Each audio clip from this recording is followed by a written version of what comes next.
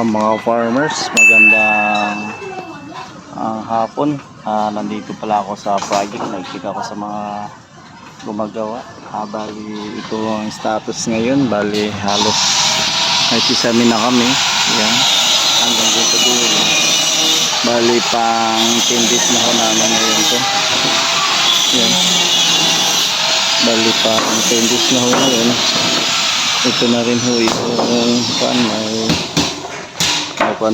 may mga metal pa rin na rin ho para sa coblight.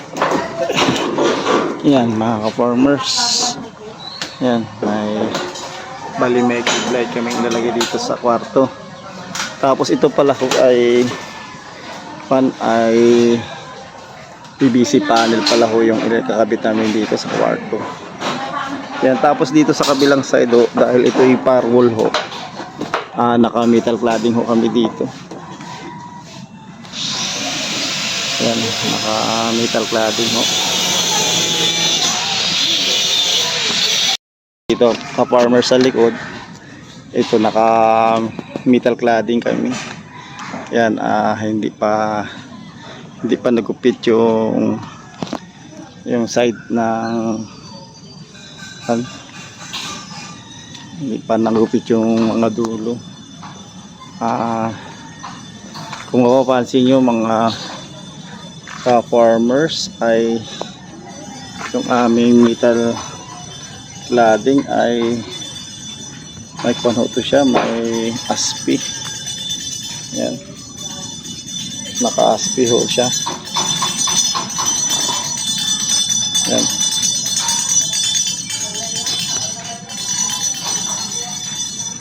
Baliho, ito yung siding na ginawa ko kasi dito ho, ibang may-ari na ho nito yung inaapakan ko na naka-slab.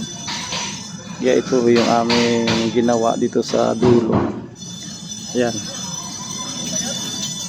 Mga ka-farmers, kakubo, yung status pala ng aking native house na ginagawa dito ngayon sa Bulacan.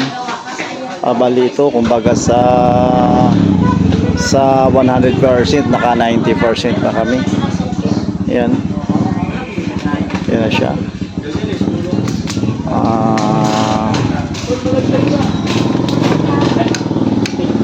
Yan, naka 90% na ho siya. Yan, may mga malalaking ilaw tayo dito. Tricolors yan. Yan. Tapos, yan ang ating mga ilaw dyan sa kisame. Yan. Ito, bali dito sa terrace kasi ho, bali dalawa ho yung ilaw na malalaki kasi medyo malaki ho to, hindi pwede tayo maglagay ng isa.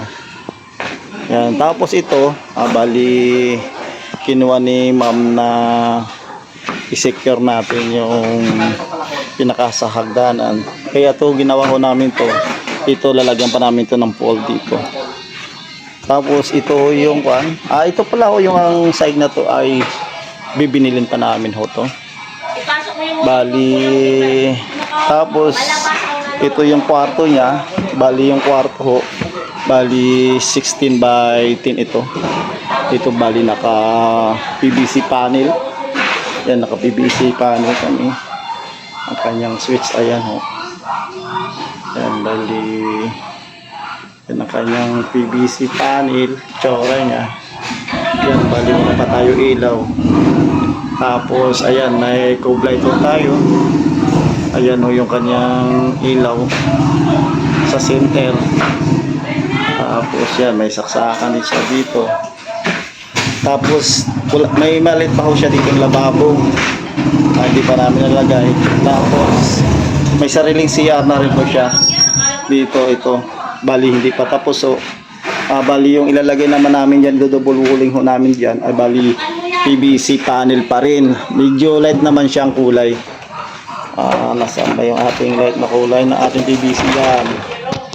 Yan ho yung magiging siding ng ating PVC ng ating pinaka-CR. Sa ngayon ho, bali naka 3 weeks na kami, mahigit 3 weeks and 2 days. Martes ngayon, siguro bago magsabado, finish contract na kami dito. Makaka-turn over na kami. Bali, ka-farmers, ibabahagi ko sa inyo sa ulit yung magiging final nito. I-update ko sa inyo. Hanggang sa ngayon, bali yun lang muna. Magandang gabi mga ka-farmers. Salamat sa panonood. Paki-like, share, subscribe. Magandang gabi.